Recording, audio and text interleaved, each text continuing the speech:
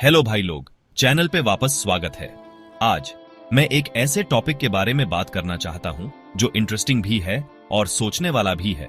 हंसी का असली मतलब और कॉमेडियन लोगों की डिलेमा। अक्सर हंसी को खुशी और एंजॉयमेंट का साइन माना जाता है। कहते हैं ना, हंसी सबसे अच्छी दवाई है, मेंटल हेल्थ इंप्रूव करती है और जिंदगी की मुश्किलें भी आसान कर देती है। लेकिन क्या आपने कभी सोचा है कि क्या हर हंसी एक जैसी होती है? एक कवि ने हंसी के बारे में एक गहरी बात कही थी। उन्होंने कहा कि हंसी जहां गम भुलाने का जरिया हो सकती है, वहीं आंसुओं और दर्द को छुपाने का नकाब भी। इससे एक सवाल उठता है, हंसी कब सच्ची होती है और कब बस दिखावा? उस कवि के हिसाब से सच्ची हंसी दिल की गहराई से आती है, ऐसी हंसी जो रूह को भर देती है और आंखों में चमक ला देती है। वहीं दूसरी तरफ वो हंसी होती है जो गम छुपाने के लिए इस्तेमाल होती है, रियलिटी से बचने का एक टेम्परेरी तरीका।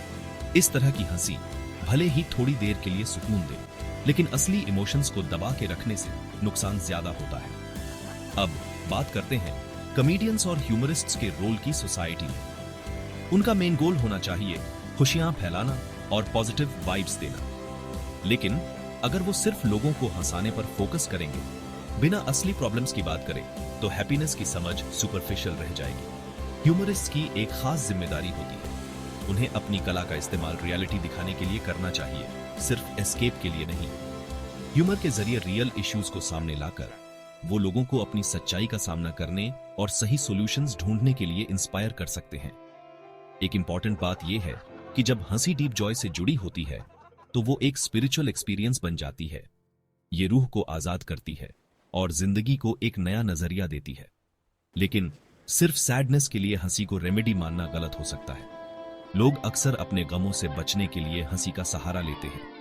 हालांकि इससे थोड़ी राहत मिल सकती है, लेकिन ये असली प्रॉब्लम्स को सॉल्व नहीं करती। उन प्रॉब्लम्स का सामना करना और इंट्रोस्पेक्शन के जरिए सॉल्यूशंस ढूंढना जरूरी है। इससे हम अगले पॉइंट पर आते हैं, माइंडफुलनेस और सेल्फ रिफ्लेक्शन की इंपॉर्टेंस। हमारे प्रॉब्लम्स का असली सॉल्यूशन खुद को समझने और अपने इनर सेल्फ पर ध्यान देने से आता है।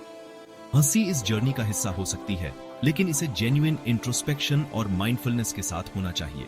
मतलब स्पिरिचुअलिटी से जुड़ी हंसी एक मीनिंगफुल एक्सपीरियंस देती है। ये एक फुलफिलमेंट का एहसास और जिंदगी के प्रति एक फ्रेश नजरिया देती है। कवि ने जोर दिया कि सच्ची खुशी और पीस अपनी रूह में झांकने से मिलती है। ये अपने माइंड को आजाद करने और अपने एग्जिस्टेंस की गहराई को समझने के बारे में है। तो अगली बार जब आप हंसे तो खुद से पूछें, क्या ये सच्ची खुशी से आ रही है या बस एक मास्क है?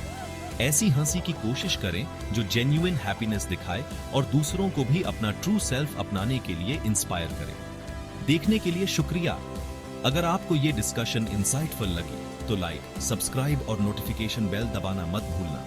ऐसे ही और थॉट प्रोवोकिंग कंटेंट के लिए अगली बार तक दिल से मुस्कुराते रहो।